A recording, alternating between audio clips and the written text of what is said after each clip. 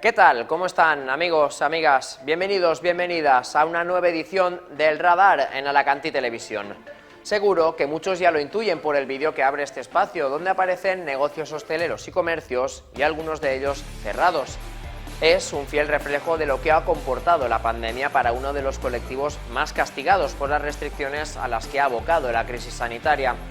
La gran mayoría de este tipo de negocios está regentado por trabajadores autónomos en una provincia que destaca en este sentido por superar la media nacional de trabajadores por cuenta propia.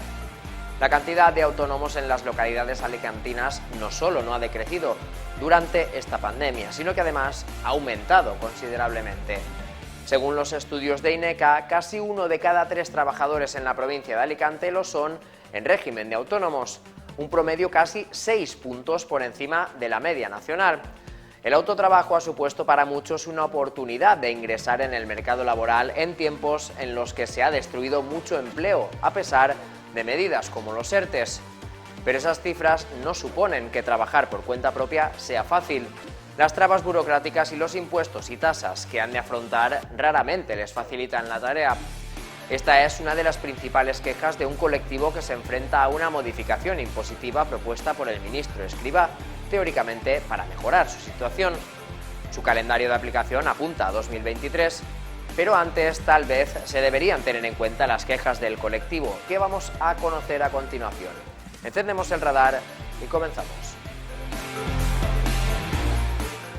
Comenzamos entrevistando a responsables de los colectivos de autónomos y de emprendedores que nos van a hablar sobre la propuesta del Ministerio para modificar las tasas a las que ahora mismo acuden y cuál es su posición frente a ella. En nuestra habitual tertulia periodística analizaremos sobre criterios periodísticos los principales puntos de la actualidad que se dan en las localidades de la comarca del Alacanti. Y acabamos entrevistando al máximo responsable de los agricultores alicantinos, que nos habla de los huertos de asfalto que envuelven el aeropuerto, de la falta de conectividad de esta infraestructura y sus consecuencias, y también de cómo se presenta el 2022 para el campo de la provincia de Alicante.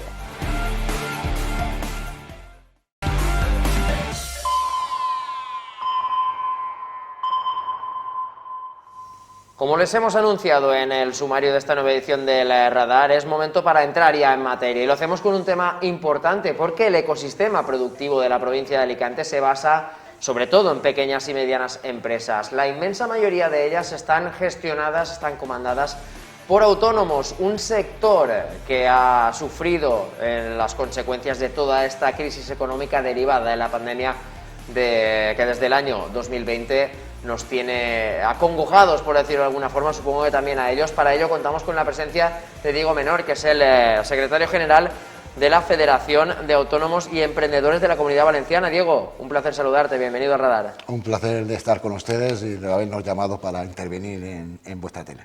Y además en formato presencial, que ya estábamos un poco cansaditos, ya ves que mantenemos todas las medidas, pero mejor así. Estábamos cansados ya de ser todo por videoconferencia.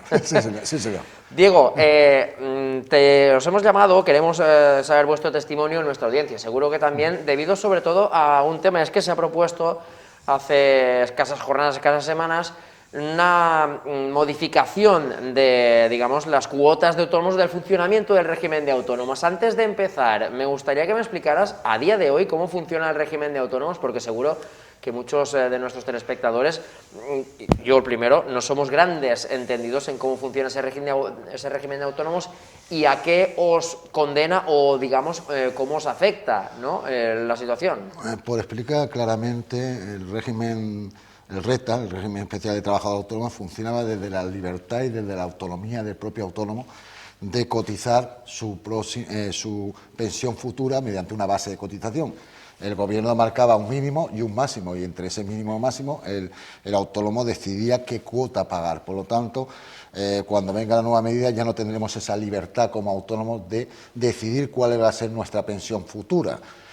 Ese es el grave problema que marca, evidentemente, la nueva legislación del gobierno. Ya nos quita la libertad de ser tan autónomos en ese sector, porque al final un autónomo cotizaba y cobraba con arreglo a la base de cotización que tenía, que en este momento eran 960 euros actualmente, que ha subido este año en la base mínima, pues aproximadamente, para que ellos sepan, unos 7 euros, de 9,43 a 9,65, 7 euros más al mes, que no es una subida considerable, ¿no? Pero sí que es verdad que nos quita la libertad a este autónomo que se encuentra en una situación precaria. Hablamos de autónomos que en la provincia de Alicante casi el 57% de las empresas son autónomos personas físicas. Si contamos ya con las microempresas, menor de 10 trabajadores, nos vamos al 94-95% de las empresas de esta provincia y trasladable también mucho al Estado español, pero con más incidencia de microempresas en la provincia de Alicante por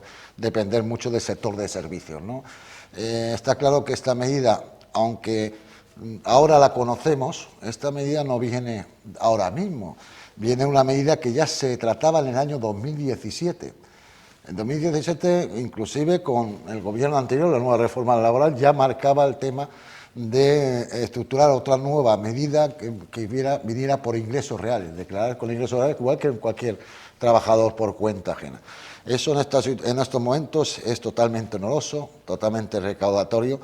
Entendemos que esta medida, bajo la situación actual, que no hemos recuperado todavía la economía ni la movilidad para recuperar la humanidad, es una medida bastante onerosa que no nos va a provocar, evidentemente, más de un cierre de empresas. Ese es el problema. Independientemente de que el autónomo se ha creado como un valor refugio, es decir, hemos llegado a los niveles de emprendimiento máximos, es decir, la gente tiene la estructura de emprender, pero el problema que tenemos en el emprendimiento es que el 70% de esas microempresas no llega a los 3 primeros años. Entonces esta medida va a venir provocando unos mayores costes para el autónomo, por lo tanto va a provocar evidentemente que la gente llegue a final de mes con mucha más apretura, ¿no?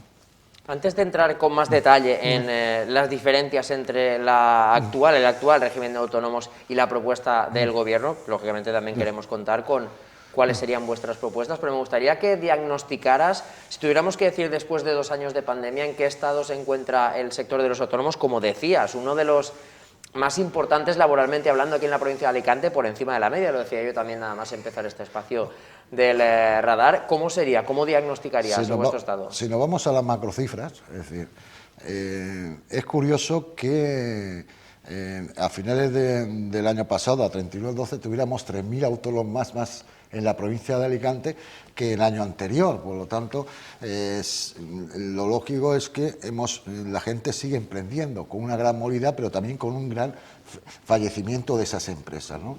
La situación, evidentemente, en muchos sectores de microempresarios es una situación de mera subsistencia, ¿no? Ese es el problema.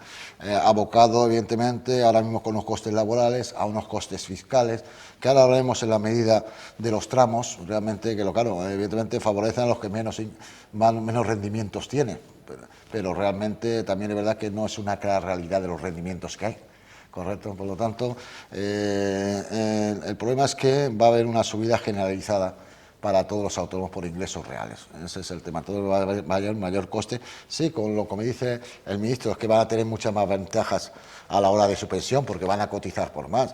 Pero claro, es que nos quitan la libertad de poder cotizar, de poder pensar en nuestro futuro y obligándonos a cotizar en una pensión pública, ¿correcto? Así, bueno, dentro de unos mínimos y unos máximos, cada uno cotiza, como he dicho anteriormente, lo que él desea cotizar o lo que él puede cotizar, porque uno puede optar por la pensión privada por generar un patrimonio y no puede optar por la pensión pública. Pero la mayoría de autónomos que estamos hablando, de microempresarios, como no son gente, evidentemente, que tenga bastantes ingresos, realmente lo que es la supervivencia es el propio negocio.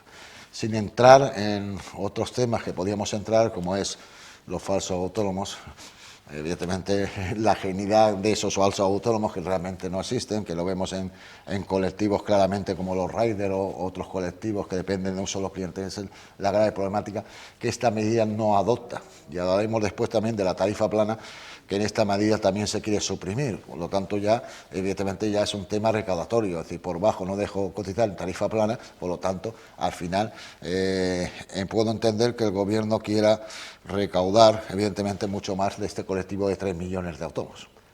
y con esta medida va evidentemente a recaudar mucho más de lo que recaudaba anteriormente. Y más que si quita la tarifa plana, que es un 20% de los autónomos que están pagando 70 euros, está claro que cuando a esos tarifa plana le quitamos los 70 euros, nos ponemos a cotizar a 290, por lo tanto estamos recaudando más por bajo y por arriba. Y por arriba hablamos de una persona, un autónomo que tenga un rendimiento superior a los 1.300 euros, que eso es un salario medio normal de un trabajador por cuenta ajena, por lo tanto, al final el aumento va a ser considerable. Hablabas de supervivencia con respecto a esta crisis, antes de seguir ahondando más en la situación. Bueno, ¿tenéis algunos datos, algunas sensaciones de cómo ha ido evolucionando la pandemia en cuanto al número de autónomos? Me refiero de empresas, porque los autónomos han crecido. Los autónomos han crecido. Yo estimo que más o menos un 20% por sectores, por ejemplo, la hostelería, el 20% ha cerrado. Lo que pasa es que al mismo tiempo se ha creado nueva hostelería porque es un sector recurrente, evidentemente, porque estamos en una provincia claramente de servicios y turística, ha crecido y hemos crecido en 400 autónomos más en el sector de hostelería. Es impresionante, pero sí que es verdad que se ha quedado entre un 20 y un 25% de empresas se han quedado atrás, ¿correcto? Pero al mismo tiempo ha habido nuevo emprendimiento y ha cubierto esas bajas, ¿no? Está claro que estamos en momentos de incertidumbre, por parte de incertidumbre. Está claro que no estamos en la situación, evidentemente, porque no se ha terminado, evidentemente, una ola pandémica, pero entendemos que dentro de esta recuperación, hasta que nos recuperaremos hasta que no haya una movilidad real. No tengamos una movilidad real, esto no se va a recuperar, una confianza en los mercados, movilidad real de los flujos turísticos, que lo vemos todos. Ahora estamos en enero, febrero, y sé que el tema de turístico está como está, pero bueno, mucho más acuciante en este enero, febrero, que el año pasado, que en enero, febrero, que no teníamos en este contraste, ¿no? Bueno. Hablabas de la situación de los autónomos en cuanto a la nueva legislación que propone el ministro Escrivá. ¿Qué cambia en los tramos y sobre todo en el término en el que estás hablando de eliminar libertad para los autónomos? ¿Qué modifica eso? Bueno, me elimina la actividad, me elimina evidentemente mi libertad a elegir mi pensión, porque me parametra que con arreglo a los ingresos que tenga, ingresos reales, rendimiento real, me otorgará una cuota. Es decir, hace tramos, casi 13 tramos, en el cual van de los 600 a los 4.050 euros, y a partir de ahí me adopta una cuota. Nosotros negociábamos con el gobierno un aumento de cuota anualmente, la mínima, máxima, que iba con arreglo muchas veces con el IPC, y realmente me aumentaba, pero bajo estamos solucionando un tema para hasta el año 2031, porque esto es aplicable al año 2031, unos van subiendo y otros van bajando, pero la pura realidad es que el que cobre 1.500 euros, a partir de ahora está pagando 290 y en el 2031 pagará 4.050. Por lo tanto, el aumento será solamente en un tramo medio, es decir, que los tramos medios, evidentemente, van a tener un incremento de su cuota de autónomo mucho mayor. Sí que es verdad que al final uno se queda botella medio llena, medio vacía, que dice, bueno, pero también está cotizando una pensión futura de 1.500, pero bueno, al final yo tengo que elegir realmente cuál es la cuota mía. No lo que me impongan, no impongan por parte del gobierno. Y más la tarifa plana, que estamos intentando, todo esto es una medida que estudiaremos durante todo este año, intentando que no sea tan gravosa, porque al final un agente social, cuando se sienta con la administración, y es la voluntad de la administración, el sacar esta medida, poco podemos hacer las asociaciones más que intentar que sea lo más favorable, menos lesiva para nuestro autónomo. Pero lo que está claro, que igual que la reforma laboral ha tenido que ser aprobada, lo que intentamos cada uno de los que intervenimos es que sea lo menos lesiva para el colectivo. De estos tramos, modificarlos como están en estos momentos, porque entendemos que la carga va sobre el autónomo medio, es decir, que cobra de 1.125 a 1.700, ahí el incremento grande. A mí un autónomo, evidentemente, cuando ya cobra más de 2.000 euros, está claro que el incremento se puede permitir o no, o 2.000 euros tampoco es un salario excesivamente alto. Cotizar evidentemente más. Y muchos de nosotros no tenemos las bases mínimas, sino que vamos, cada vez que tenemos, yo los autónomos que conozco, las asociados que conozco, evidentemente no, la mayoría no tributa por el por el mínimo, aunque hay estadísticas que el 65, el 70% de una muy bien, pero claro, si ahí le quitamos el 20% de los que están en tarifa plana, evidentemente todo el colectivo joven, menor de 35, menor de 40 años, claro, sí que asumimos la base mínima. Pero evidentemente cuando elevamos la edad de nuestros autónomos, de nuestros empresarios, evidentemente ellos elevan su base de cotización porque saben que tienen una pensión futura que le va a ser muy exigua por lo que está cotizando. Todos los que conocemos a un autónomo, y estoy seguro de que es prácticamente cada uno de nuestros telespectadores, ¿han escuchado alguna vez a los autónomos decir que se sienten maltratados porque tienen que afrontar pagos trimestrales, etcétera, con la renta? ¿Eso ha tenido alguna influencia en la negociación de la que hablabas con el gobierno? ¿Qué grado de asunción de vuestros, digamos, de vuestras preferencias se ha tenido en esta negociación? Nosotros, en esta negociación, como he dicho anteriormente, intentamos que dentro de la voluntad política, que es una voluntad política general, no es exclusiva, es voluntad jurídica, es decir, no veo yo en la voluntad jurídica oposición o el tema de negar esta medida, por lo tanto todos ven factible esta medida que se incorpore. Lo que estamos haciendo en la sociedad de autónomos es intentar que esta medida de tramos sea lo menos lesiva, es decir, que sea menor el coste de esos tramos, que los tramos medios sean más baratos el coste. Tendremos que asumir evidentemente un aumento, pero el que sea el aumento menos posible. En el tema de la tarifa plana, que la querían derogar, estamos hablando de que, bueno, ya hemos intentado que para los 2 primeros años, siempre que cobre menos del salario mínimo profesional, 1.125, continúe la tarifa plana. Pero claro, nosotros quisiéramos evidentemente esa tarifa plana para todo el emprendedor que empezara 2 años sin poner esa traba de no pasarse de 1.125, porque entiendo que también es una ayuda, una subvención al autónomo y un acicate del emprendimiento. También teníamos un problema de la precariedad del autónomo. También en la tarifa plana, que vosotros sabéis, es una ayuda durante 2 años o 3 a los jóvenes de pagar 70 euros el primer año, ¿correcto? También teníamos un problema que raíz a esa tarifa plana también hemos generado mucha precariedad laboral. Tú cuando marcas unas armas, es decir, claro, yo prefiero mis trabajadores ser autónomos porque pagan 70 y no ser régimen general que pago 500. Hemos creado una precariedad laboral. Entonces la tarifa plana, hablando de 1.125, podríamos poner un tope de 2.000 euros tranquilamente para nuevos emprendedores. Y eso es las medidas que estamos. Es decir, las asociaciones hacemos lo que podemos. Estamos aquí por voluntad nuestra, evidentemente, interviniendo, y claro, intentamos sacar medidas menos lesivas.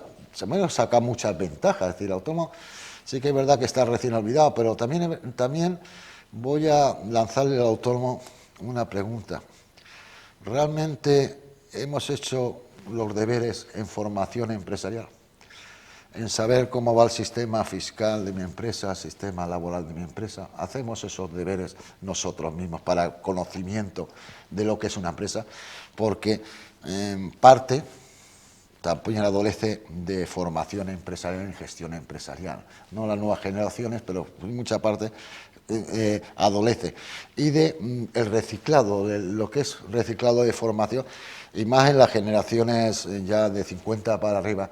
Ya, cuando ya hablamos del tema digital, la exclusión social, la brecha digital, es claro, es voluntad del empresario el tener que formarse constantemente. Y aquí también tronca un poco el desconocimiento, porque cuando hacíamos hace años una encuesta para ver los niveles de formación, para explicar, oye, ¿cómo funciona el sistema? Oye, ¿tú sabes que te puedes mejorar la pensión futura? Muchas veces no sabían, es decir, que ni que estaban cotizando ni nada, es decir, realmente solamente la había la medida pecuniaria de cuota que pago al mes, es decir, no sé mis derechos, a qué tengo derecho. Entonces eso también ha sido, pues como dices tú, siempre una queja constante de los propios autónomos. Está claro que cuando uno asume ser autónomo, asume evidentemente un riesgo, asume evidentemente para obtener unas ciertas ventajas, un trabajo estable, pero que realmente también asume unas obligaciones de cuotas. Claro, nos quejamos del sistema fiscal. Está claro que el sistema fiscal es gravoso, ¿no? Evidentemente un IVA, un rendimiento IRPF, pero está claro que todos los empresarios funcionamos con esas armas, ¿no? bueno, dentro de la provincia de Alicante pues existe, como tú bien sabes, bastante instalada la economía sumergida. Entonces, yo creo que esta medida, para los tramos pequeños, que son los que cobran menos de 900 euros, sí que hay una bajada, pero no es una realidad, no es una realidad real fiscalmente. Por lo tanto, al final va a haber un aumento considerable. Ya para ir acabando, Diego, ¿qué propuestas le formularéis al ministro? ¿Qué margen de mejora tiene la propuesta, valga la redundancia? No, la propuesta es mejorar la tarifa plana en cuanto a no coger la base mínima de 1.125, sino máxima más a 2.000, y los rendimientos, evidentemente, hasta los tramos de 1.700, ser más rebajado la cuota.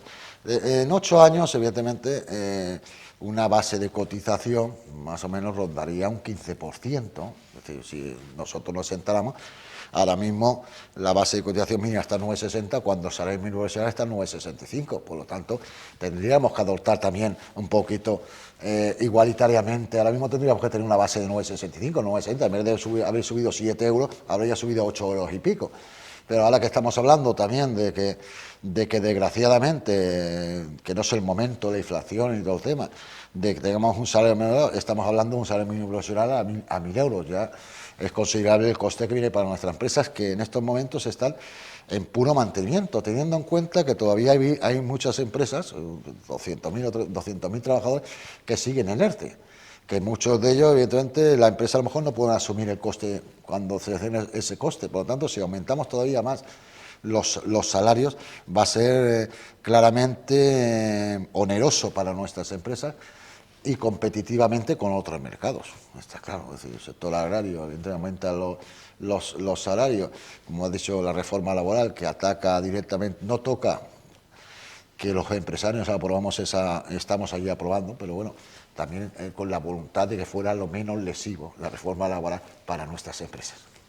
Diego Menor, secretario general de la Fundación de Autónomos y Empresarios de la Comunidad Valenciana, un placer haberte tenido aquí para explicar un poco todo este entramado que rodea el tema de los autónomos, que el que no lo es, sí que es verdad. Si decías que desde dentro hay gente que lo desconoce, imagínate desde fuera. Así que muchas gracias por echar luz. Un placer a vosotros y me alegro de que no me llaméis y que podamos por lo menos darle luz a los autónomos, un poquito de luz, y que los autónomos también asuman realmente el tener la mayor información posible sobre estos temas.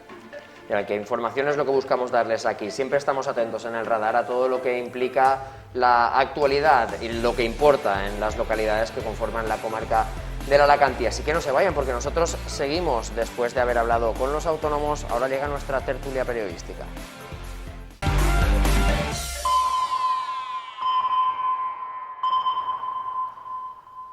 Como les decía, tiempo de tertulia periodística. En esta nueva edición del Radar queremos acudir siempre a personas que están en contacto diario con la actualidad, como somos los periodistas en este caso. Siempre buscamos colaboradores que provengan de diferentes medios, de diferentes fuentes. En este caso es momento de saludar a Isabel Ejido, periodista de la agencia EFE. Isabel, bienvenida de nuevo al Radar, a la que fue tu casa, Alacantí Televisión. Muchas gracias, Nando, como siempre, gracias. Un placer tenerte aquí, también es un placer tener a compañero y amigo Omar Sancho de Radio Alicante de la cadena SER. Omar, de nuevo, bienvenido al Radar. Gracias a vosotros por invitarnos.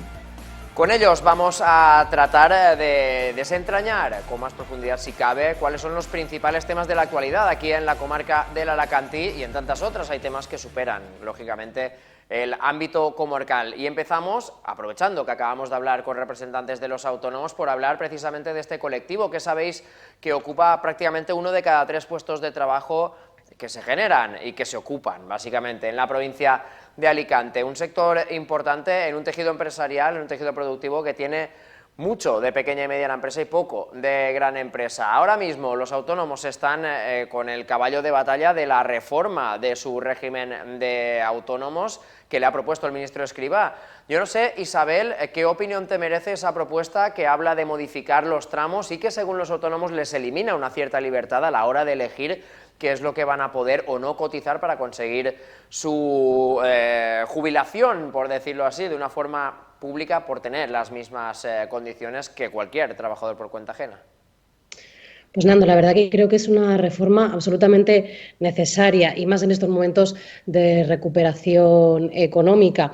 Los grandes titulares son bastante halagüeños. Se habla de que habrá una rebaja, sobre todo para los autónomos que no llegan a este salario mínimo interprofesional. Bajará de pagar ahora mismo los 300 euros de cotización mínima a unos 180, por lo que parece que de entrada es algo interesante y que va a mejorar la vida de muchos pequeños autónomos, pero también habrá que ver la letra pequeña, porque para poder bajar a unos habrá que subir a otros. Creo que esto también nos va a igualar un poco a nuestros vecinos, sobre todo en estas cotizaciones más pequeñas, pero creo que el tema está en que se habla de que se va a cotizar teniendo en cuenta los ingresos reales.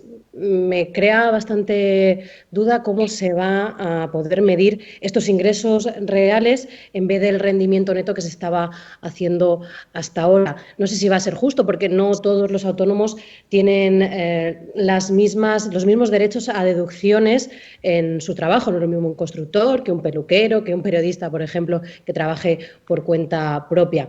También me genera dudas cómo se va a plantear un autónomo, por ejemplo, un hostelero que se levanta todos los días, que arriesga, se la juega, que paga a sus empleados, que tiene que pagar pues cuando haya una baja, que no tiene derecho a vacaciones.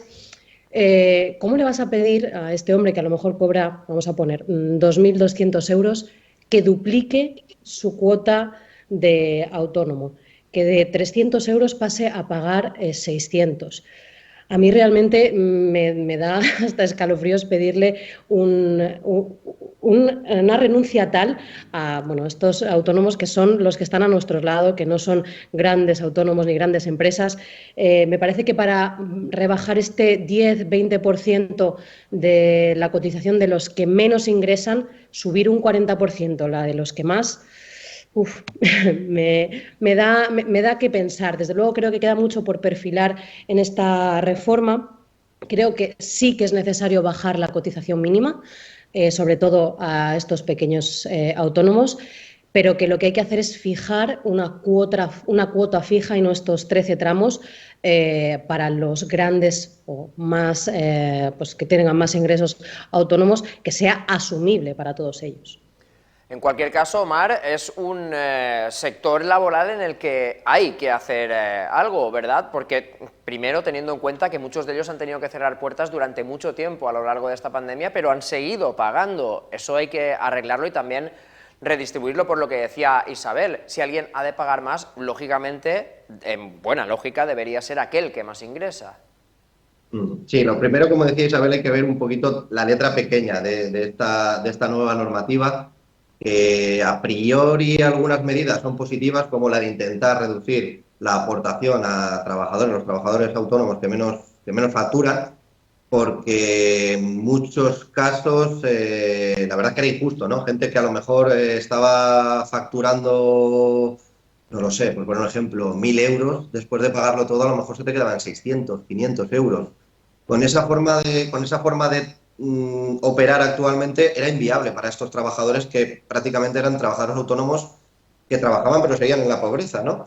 Entonces es necesario afrontar esto y coger el toro por los cuernos, que hasta ahora, independientemente de distintos colores, distintos gobiernos, todo el mundo se le hinchaba la boca a hablar de autónomos, pero pocos habían entrado de lleno a una reforma en profundidad como necesita nuestro país en el tema del régimen de autónomos, y más teniendo en cuenta que pese a la crisis el colectivo autónomo no ha dejado de crecer, que es algo que a lo mejor en teoría debería haber frenado, ¿no? La creación de trabajadores autónomos, al revés, ha aumentado. Lo cual quiere decir que la iniciativa privada, que las ganas de la gente de emprender y de llevar a cabo una actividad profesional están al alza en este país, pero también puede decir otra cosa, que en función de, viendo los datos, puede que también a raíz de esta crisis se haya incrementado el número de falsos autónomos, que eso es algo que también se debe replantear, ¿no? Por lo tanto, por un lado, buenas las medidas que se están intentando aplicar o se están vendiendo que se aplicarán, habrá que ver la letra pequeña, pero por otro lado también yo creo que esto debería venir acompañado de un una fuerte campaña de inspección en las distintas empresas para acabar con la figura del falso autónomo que tanto daño está haciendo al colectivo de autónomos. Y con la economía sumergida, acabamos de entrevistar a uno de los responsables de los autónomos y dice que esta tierra es tristemente conocida por esa economía sumergida. No podemos centrarnos mucho en este tema porque hay otros que os quiero plantear y me quedo contigo, Omar, precisamente, gran conocedor de la actualidad municipal. Quería preguntarte por los 3 millones de euros en obras que se me han empezado esta misma semana en la ciudad de Alicante, por su necesidad, por cómo van a ser recibidas, por cómo van a transformar la ciudad. ¿Qué opinión te merecen? Bueno, vamos a ver. Indudablemente, de un tiempo a esta parte, el bipartito viene haciendo bastantes actuaciones, mejora de alumbrado público, mejora de aceras, la actuación EDUSI, de la zona EDUSI, que con fondos europeos se está transformando la ciudad. Y yo creo que es positivo ahora mismo.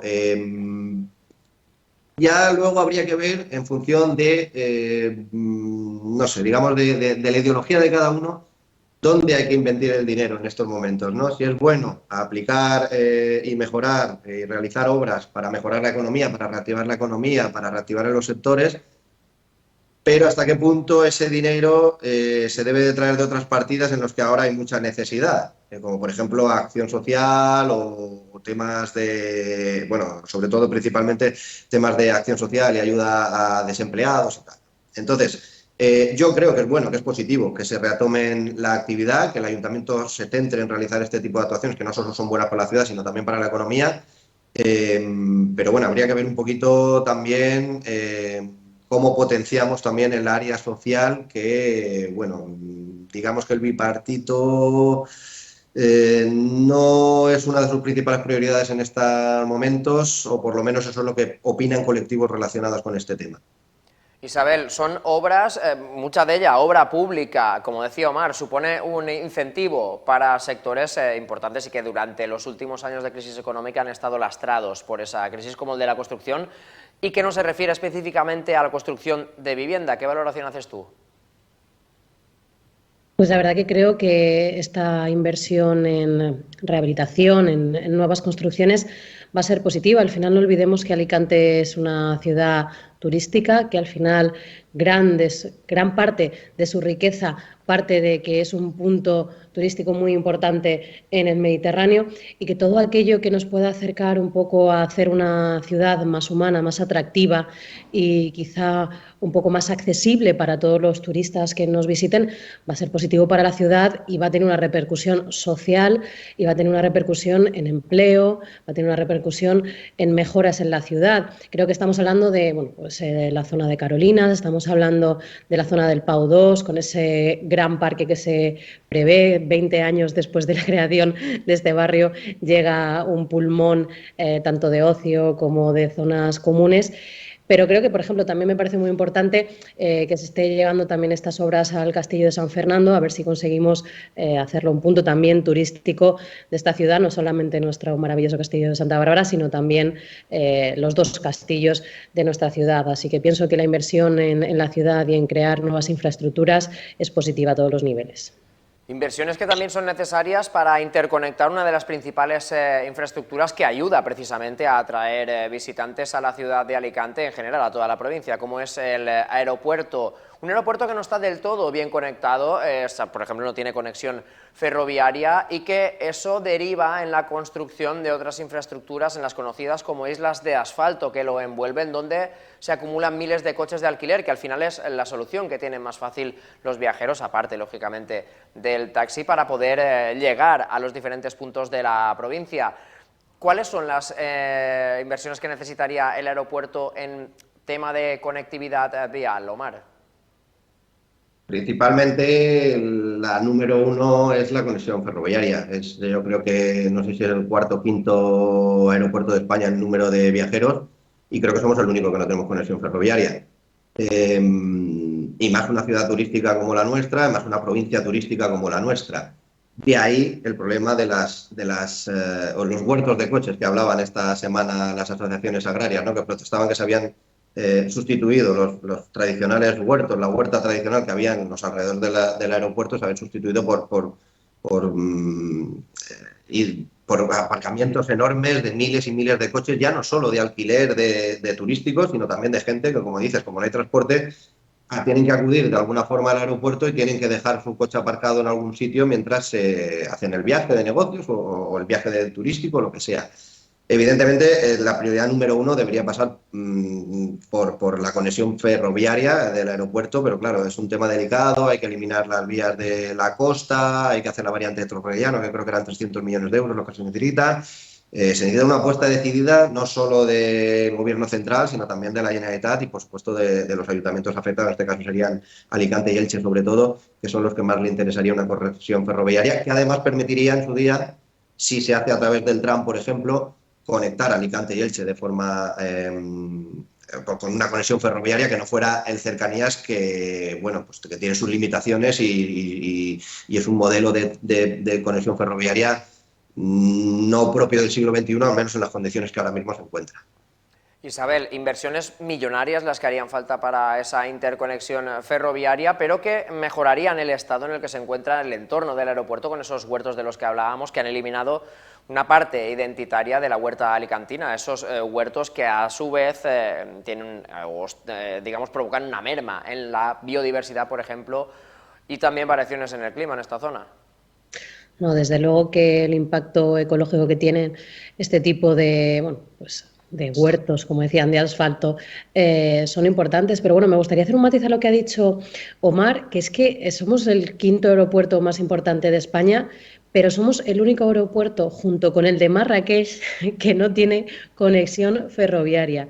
A mí me parece bastante representativo que esto estemos en este momento y que sí, es de verdad, es una inversión muy grande la que se va a tener que hacer para poder conectar tanto Alicante con el aeropuerto como pues eso, pues esa posible conexión de Elche-Alicante del siglo XXI, pero es que nos estamos quedando muy atrás. La gran cantidad de turistas que visitan nuestra provincia, recordemos que Alicante, Elche, Benidorm, Torrevieja, todo lo tenemos aquí concentrado y no tienen cómo desplazarse, llamémosle de una manera más sostenible, en un transporte público eficaz hasta estos grandes urbes.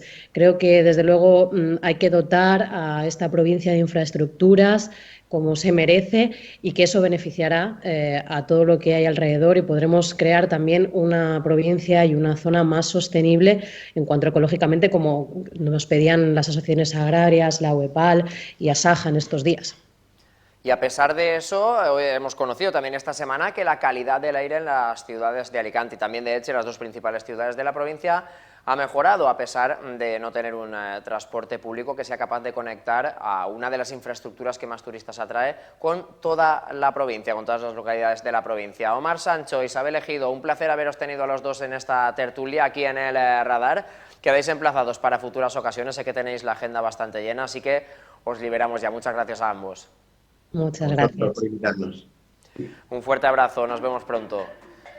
Bien, y en este punto vamos a dar por finalizada la tertulia periodística, no sin antes avisarles que de hecho vamos a hablar a continuación con representantes de la Asociación de Jóvenes Agricultores Asaja, precisamente de uno de los temas que ha capitalizado la atención en esta tertulia, como es el tema de los huertos de asfalto que envuelven a día de hoy el ayuntamiento, iba a decir yo, el aeropuerto de Alicante.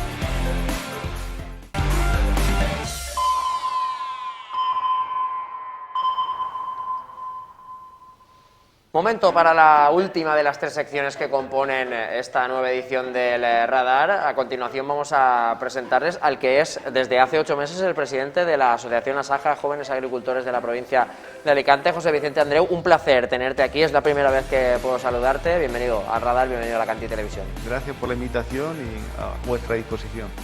Me alegra mucho saber eso porque para nosotros la agricultura es un ámbito productivo, un sector fundamental en la economía alicantina. Aunque antes de centrarnos en temas 100% agrícolas, yo venía ahora de debatir con mis compañeros periodistas en la tertulia sobre un tema del cual os habéis quejado desde precisamente la Asociación Asaja, como es como la falta de inversiones y de infraestructuras que comuniquen una de las principales de los polos de atracción de turismo y de riqueza a nuestra provincia, como es el aeropuerto, no está bien conectado, y eso deriva en una serie de consecuencias, como por ejemplo la eliminación de los huertos que lo envolvían hace no tantos años. ¿Cuál es su historia?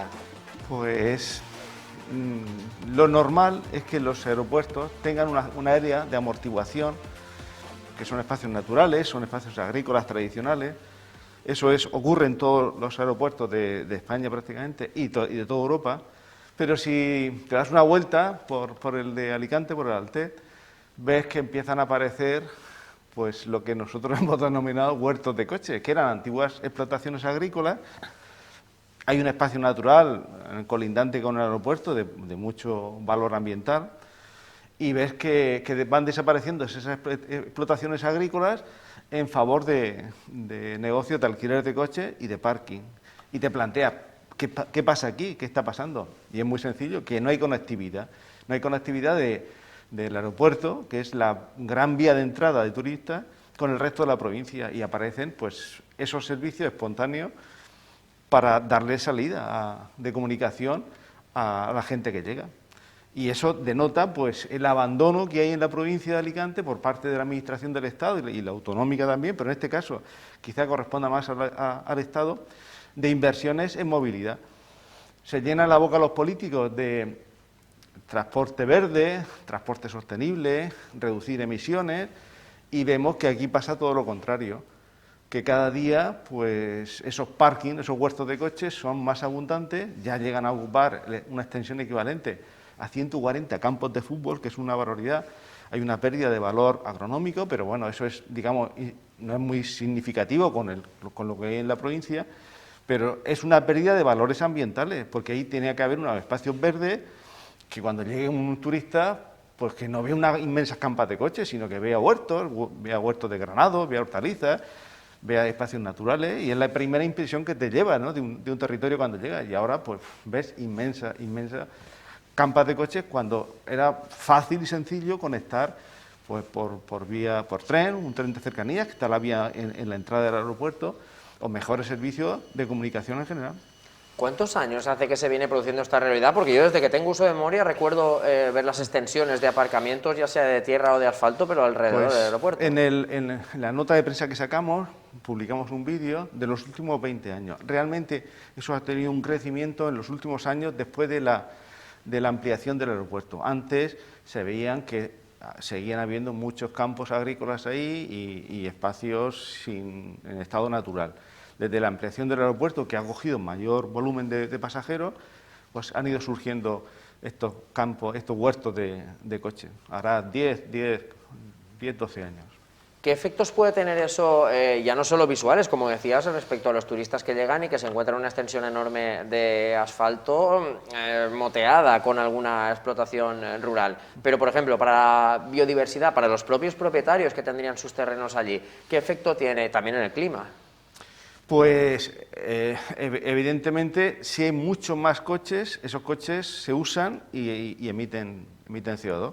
Eso está claro, que va en contra de todo lo que nos están diciendo desde las organizaciones internacionales, desde la Cumbre de París, todo, que hay que ir reduciendo las emisiones de CO2. Pues en vez de tener campos de cultivo que son fijadores de CO2, pues tenemos campas de coches que son emisores de CO2. Y la imagen de llegar a un territorio por primera vez y en vez de ver pues el territorio en su estado natural, lo más parecido, lo que se pueda, pues ves esas campas de coches completamente asfaltadas, completamente artificiales, un terreno completamente humanizado y fuera de ordenación, probablemente. ¿Creéis que esto tiene una solución temprana, que se le puede dar la vuelta? Por lo que decías, las políticas europeas conducen claramente hacia otra índole, hacia otra forma de actuar, que no es esta, ni mucho menos. Pues tiene la solución de la inversión. La red ferroviaria está en la puerta del aeropuerto y hay que conectarla, hay que hacer una conexión para conectar el tren o un tranvía con Elche y con Alicante, y a partir de ahí con el resto de la costa. La zona, toda la costa alicantina es una zona receptora de turismo, Y la costa alicantina hay que comunicarla bien, hay que facilitar la movilidad de los ciudadanos, de los turistas que llegan. No hacer que se vean obligados a alquilar un coche que es más caro y es perjudicial para el medio ambiente. Una cosa es la solución y la otra revertir la situación, porque hay vuelta atrás en todos esos huertos de alquitrán, en esos huertos de coches. Sí. Si hubiese conectividad y eso deja de ser un negocio tan boyante, pues lógicamente eso desaparecería, igual que ha aparecido, desaparecería. Además, José Vicente, tengo entendido de que vienes ahora mismo de una importante reunión para el sector agrícola, dejando de lado ya este tema, que tiene que ver con otro de los grandes problemas, ¿no?, de los agricultores, como es el agua, y más en una tierra como esta, con la alicantina, que sufre de problemas de desertificación y de falta de agua. Pues sí, esta mañana ha habido una asamblea del Sindicato Central de Regantes del Tajo Segura, del SCRAP. Ahí estamos todos los regantes que somos usuarios del trasvase de Tajo Segura. Nos coordina el sindicato, nos organiza, nos representa, y estamos en negociaciones con el Ministerio, con el MITECO, que es el responsable del agua en este caso, de llegar a un convenio para el uso de las aguas desaladas. Nos hacen unos planteamientos en los que no estamos de acuerdo. El tener que usar aguas desaladas nos lleva a un escenario de una hipoteca energética para el futuro. El agua se desala a base de energía, de mucha energía, de un 400% más que el agua trasvasada, y nuestra pelea es doble. No admitimos las condiciones porque nos llevarían a la ruina. No se puede pagar el agua a €1 o €1,50, que es a lo que nos condiciona esta hipoteca energética, y luego seguimos peleando y seguiremos hasta el final por el trasvase Tajo Segura. La reducción de caudales que nos quieren imponer en base a un incremento de los caudales ecológicos no tiene justificación ninguna, porque está hecho con informes erróneos y se ha demostrado en base a técnicos de alta valía en el tema del agua, que los cálculos que han realizado para incrementar los caudales ecológicos son erróneos. Se han aportado en las alegaciones correspondientes, en la consulta pública de los planes de cuenca. Dudamos que lo tengan en cuenta, porque la actitud de la ministra y de los altos directivos del MITECO es completamente contraria a los planteamientos que hacemos nosotros, los regantes, y bueno, ya veremos si esto no termina en un largo proceso judicial. Pues no nos vamos a parar hasta conseguir lo que consideramos justo. No sé si prevéis también movilizaciones por parte del sector agrícola, porque aparte del precio del agua o de la llegada de más o menos agua procedente del Tajo aquí al Segura, también está el tema del incremento de los precios debido a la subida de materias primas, combustibles y a la propia inflación. Pues se está dando la tormenta perfecta desde hace unos meses, porque después de pasar unos meses en el que éramos esenciales, cuando empezó la pandemia, que el sector agrario trabajó mucho porque no faltase ningún alimento en ninguna casa de España y de Europa, pues se ha ido dando la vuelta y el incremento de energía, del coste de energía que todos los ciudadanos estamos sufriendo, en el sector agrario se multiplica, porque el agua depende de la energía, toda la producción de alimentos depende de la energía, los fertilizantes, todo. También ha subido la mano de obra, aunque ese no es la peor noticia, afecta, pero no afecta tanto. Y a eso juntamos que, a consecuencia de los acuerdos que se han firmado con países terceros en el 2016 por la Unión Europea, hay una invasión de productos de países terceros y hace que nuestras naranjas y nuestros limones se queden colgados en los árboles mientras que se está vendiendo los de los países terceros. La tormenta perfecta. Ante eso, los agricultores estamos protestando. Hubo una comisión de la Generalidad Valenciana en Bruselas para reclamar soluciones al tema este. Se están estableciendo algunas medidas, pero hay tantos problemas y tantas cosas que hacer que no llegamos. Se van a hacer movilizaciones. En Murcia el día 16 tenemos una, a la que los agricultores de Alicante en solidaridad acudiremos. Tenemos otra en Valencia, también programada. Y en Alicante, seguramente a 1 de marzo, esta semana, Asaja, la directiva de Asaja se va a reunir para programar un acto de protesta ante la grave situación a la que nos estamos enfrentando desde hace unos meses. Y José Vicente, para ir cerrando también esta entrevista, a eso hay que añadir que el final de 2021 y el principio de 2022 han estado prácticamente exentos de precipitaciones, algo fundamental, Sí. más aún cuando no están los recursos de los que hablábamos ahora, ni el agua desalada ni la cantidad suficiente de agua vía trasvase. Pues llevamos unos meses muy complicados. El otoño ha sido muy seco y muy cálido.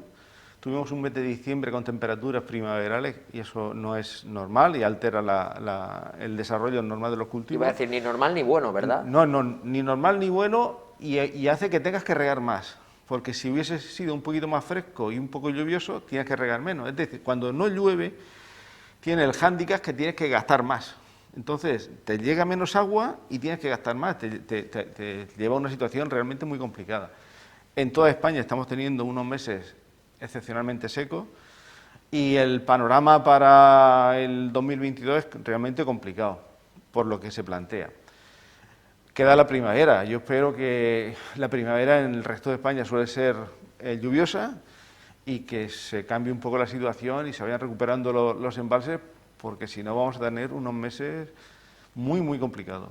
Vamos a confiar un poco en la meteorología, que es un tanto aleatoria aquí en la provincia de Alicante, pero bueno, no perdemos la fe con este tema para que os eche un cable a un sector tan importante en la provincia de Alicante como es el primario, el sector de la agricultura.